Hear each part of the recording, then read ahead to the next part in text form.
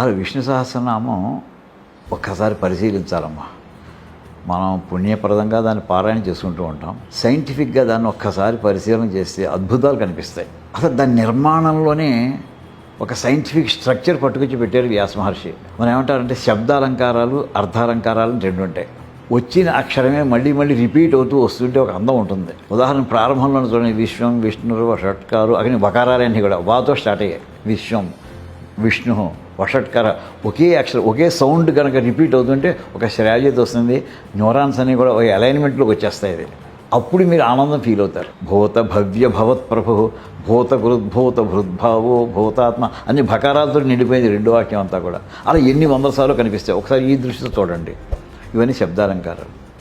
అర్థాలంకారాలు వచ్చేప్పటికి విష్ణు సహస్రనామంలో ఆయన ఏం చేశారంటే ఒక పదం ఒక కాన్సెప్ట్ తీసుకుంటారు. ఆ కాన్సెప్ట్కి సంబంధించిన పదాలు ఎన్ని ఓ చోట పెట్టేస్తారు. ఒక కాన్సెప్ట్కి కొన్ని వందల కాన్సెప్ట్స్ తీసుకున్నారు ఆయన.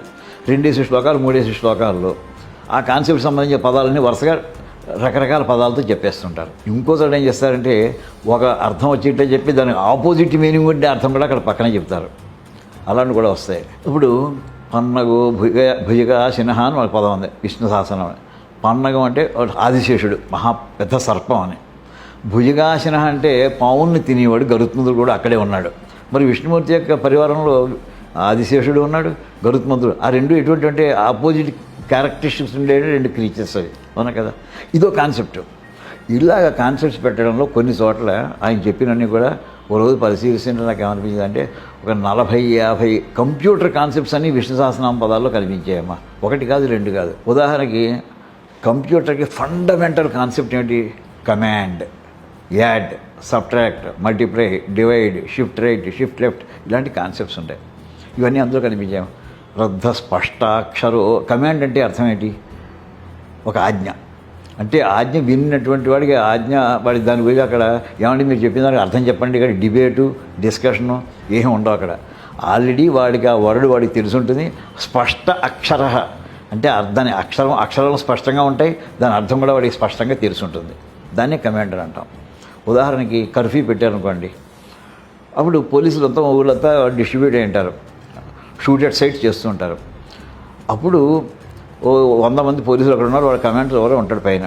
షూట్ ఫైర్ అన్నాడంటే ఇంక వీడు ఫైరింగ్ స్టార్ట్ చేయండి. ఏమంటే ఇప్పుడు ఫైరింగ్ చేయొచ్చా, ఈ పక్క ఫైరింగ్ చేయాలా, వీళ్ళు మొత్తం పొజిషన్తో తర్వాత తీసుకుని రెడీగా ఉండడం, వాడు ఫైర్ కమాండ్ ఇవ్వడంతో వెంటనే ఫైర్ చేయడం. ఇది స్పష్టాక్షరం మాటకి.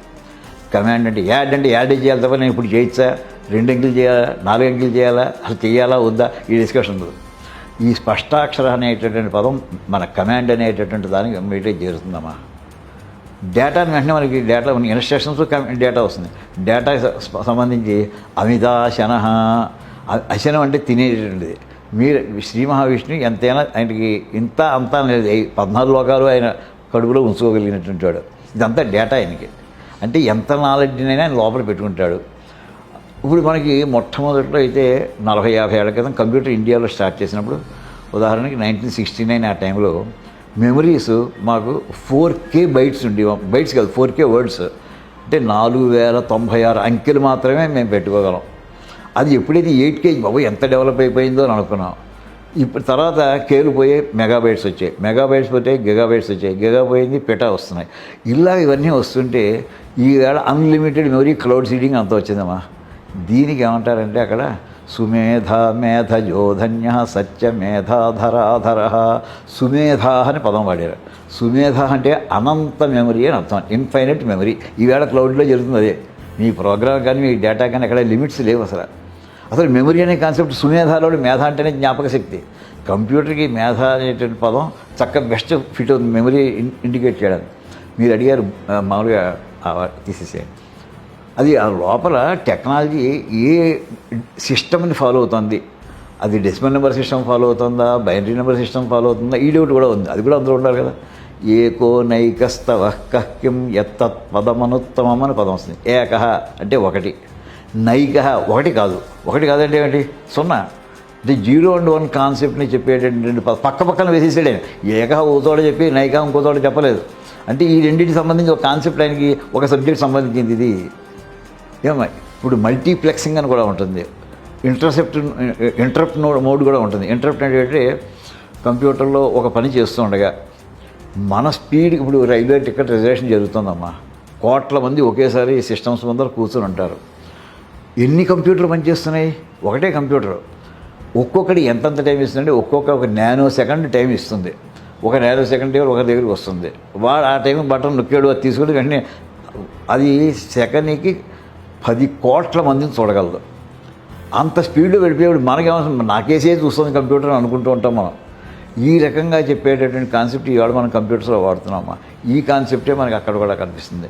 మల్టీప్లెక్సింగ్, మహాకర్మో మహాకర్మో మహాకర్మ మహాతేజ మహోరగ. ఆ పదంలో మహాకర్మ అంటే చాలా గొప్ప గొప్ప టాస్క్స్ అన్నీ కూడా, ప్రాజెక్ట్స్ అన్నీ కూడా ఇన్స్టంటేనియస్గా చేయగలడు. అసలు కంప్యూటర్ నేర్చుకున్న వాడిని, ఏఐ నేర్చుకున్న వాడిని ఏమంటారు? వాళ్ళని ఉద్యోగాన్ని ప్రోగ్రామర్స్ అంటారు. ప్రోగ్రామ్ అనే మాటకి తెలుగు అర్థం ఏంటి? కార్యక్రమం. ఏంటి కార్యక్రమం అంటే ఏంటి? ఒక చెప్పినటువంటి చేయవలసిన పనులు, ఒక మీటింగ్ పెడుతున్నాము, దానికి ఒక వరుస ఉంటుంది. దీపారాధన ముందర చేయాలి, మధ్యలో స్పీకర్ డయాస్ని పిలవాలి, అయిపోయిందా చివరి ఓట్ ఆఫ్ థ్యాంక్స్ చెప్పాలి. ఇది ఒక ఆర్డర్. ఇది అలా కాకుండా ఓట్ ఆఫ్ థ్యాంక్స్ ముందర చెప్తాను, ప్రార్థన చివరి చేస్తానంటే ఇది అసహ్యంగా ఉంటుంది. అది క్రమం కాదు. ఈ క్రమంలో ఇలాగే కమాండ్స్ కూడా ఒక ప్రాబ్లం ఇస్తే ఆ ప్రాబ్లం సాల్వ్ చేయడానికి ఏ కమాండ్స్ ఏ ఆర్డర్లో రాయాలి, లాజికల్ ఆర్డర్లో రాసేటటువంటి వాడిని క్రమ అంటారు. శ్రీ మహావిష్ణువు మామూలు ప్రోగ్రామర్ కాదమ్మా, ఎక్స్పర్ట్ ప్రోగ్రామర్. ఎవడికి ఎప్పుడు ఏది ఎక్కడ ఎలా జరగాలో ఆయన నిర్ణయం చేస్తాడు. అంచేది ఆయన మహాక్రమ పదం, అది మహాక్రమో మహాకర్మ అంటే ఎక్స్పర్ట్ ప్రోగ్రామర్ ఆయన మించి. ఈ రకంగా కంప్యూటర్ సంబంధించినటువంటి కాన్సెప్ట్స్, మెథడాలజీ, లోపల వాడేటువంటి మన నంబర్ సిస్టమ్స్ అన్నీ కూడా మన విష్ణు సహస్రనామాలు సాక్షాత్కరిస్తున్నాయమ్మా. ఇంతకంటే ఇంకా అద్భుతం కావాలి. ఇది మన పిల్లలకి తెలియజేయాలి. అందులో ఇలాంటి ఆ కోణంతో కూడా చూడండి ఒక్కసారి, అలా చెబితే బాగుంటుంది అనిపిస్తుంది.